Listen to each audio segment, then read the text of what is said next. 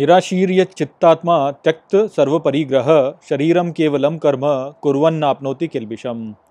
Hello friends, this is the 21st slok of the 4th chapter of Bhagavad Gita, and today we will understand this shlok in detail. So let's first go over its meaning. So the shlok says Nirashirya Chittatma, which means with no expectation, keeping own mind in restraint, Tyakta Sarva Parigraha, which means renouncing all possessions, Shariram Kevalam Karma Kurvan, which means performing only the duty with their body, Na apnoti kilbisham, which means do not accrue sin.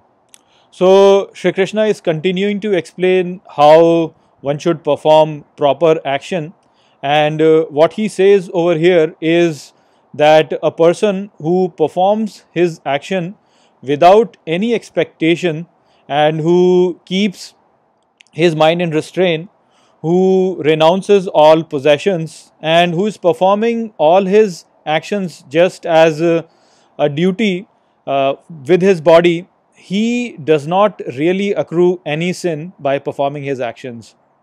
So over here, Shri Krishna basically is trying to tell Arjun that the fear that he has with regards to accruing sin because he will fight this war, with regards to that, Shri Krishna is saying this thing to him so that he can allay his fears. So to understand this, we can first understand why we feel scared of accruing sin. The truth is that we don't really feel scared of accruing sin. What we feel scared of are the consequences of accruing sin. When we are told that if you accrue sin, you will be penalized for that. So that penalty that we will accrue, that is what really scares us. It is not really performing the sin that scares us.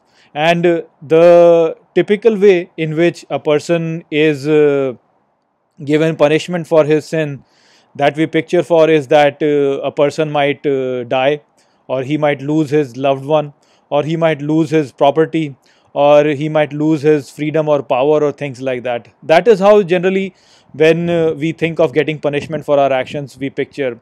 Now, a person who has given up all these things, who is actually conducting his actions in a manner in which he is not having any expectations, where he has basically renounced all his possessions and he is only performing his actions in form of a duty, for him all these punishments don't really matter. He will not really care about these things anyways, and so he in that sense cannot be punished in this way. You can think about it from the point of view of the great things which are present in this planet. So for example, just think of a great river. When there is a lot of rain that happens, then of course the river starts to overflow. Now when the river starts to overflow, there will be flood, and in that flood a lot of people die, a lot of property gets damaged. Now when the river has done such a thing and a person gets angry with the river and he starts throwing stones into the river, saying that, you know, I'm punishing this river, or he starts doing other things, he puts a dam or puts anything over there, the river does not really care. The river still is doing whatever it does. And so if a person starts to do that and says, look, you know, I'm going to punish this river, people will call him to be a mad person. So same thing applies to the wise people who are performing their action in a form of a duty, and they have they have basically given up their expectations from their action. They have given up all their possessions.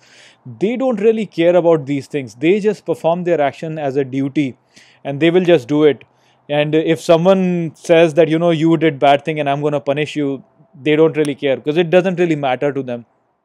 And so these people who are performing such actions, they never really accrue any sin, and they cannot really be punished for their sins because they are performing their action just as a form of duty. They are just fulfilling the will of this universe, just like that that river fulfilled the will of the universe. If there is too much rain and if the river starts to overflow, it will cause damage. Same thing happens for wise people. They just fulfill the will of this universe and they can perform any sort of an action to fulfill that will. And if you think that you can punish them, then it's just impossible for you to punish them for their action.